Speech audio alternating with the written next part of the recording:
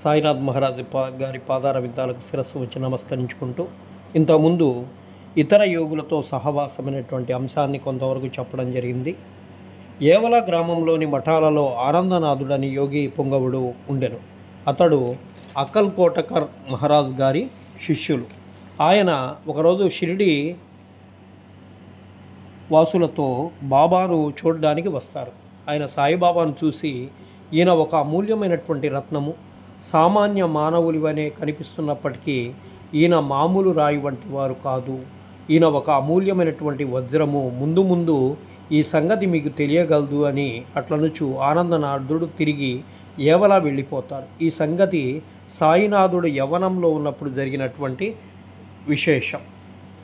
బాబా దుస్తులు వారి నిత్యకృత్యాలు. బాబా యవ్వనమందు జుట్టు పెంచుకునేవారు, పహిల్వాన్ వలె దుస్తులు వేసుకునేవారు. షిరిడీకి 3 మైళ్ళ దూరంలో ఉన్న రహతాకు వెళ్ళినప్పుడు బంతి, గన్నేరు, నిత్యమల్లె మొక్కలు తీసుకొని వచ్చి నేలను చదుంచేసి వాటిని నాటి నీళ్లు పోస్తూ ఉండేవాడు. ప్రతిరోజు వామన్ తాత్య అనే కుమ్మరి బాబాకు కాల్చని 2 పచ్చి కుండలను ఇస్తూ ఉండేవాడు.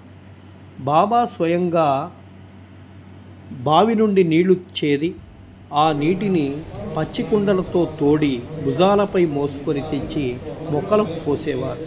సాయంకాలం ఆ కుండలను వేప చెట్టు మొదట్లో బోర్లిచ్చేవాడు. కాల్సని కుండలైనందువల్ల అవి వెంటనే విరిగి ముక్కలు ముక్కలుగా అవుతూ ఉండేవి. ఇట్లు 3 సంవత్సరాలు గడిచేవి. సాయిబాబా కృషి వల్ల అక్కడ ఒక పూల తోటలో ఏర్పడింది.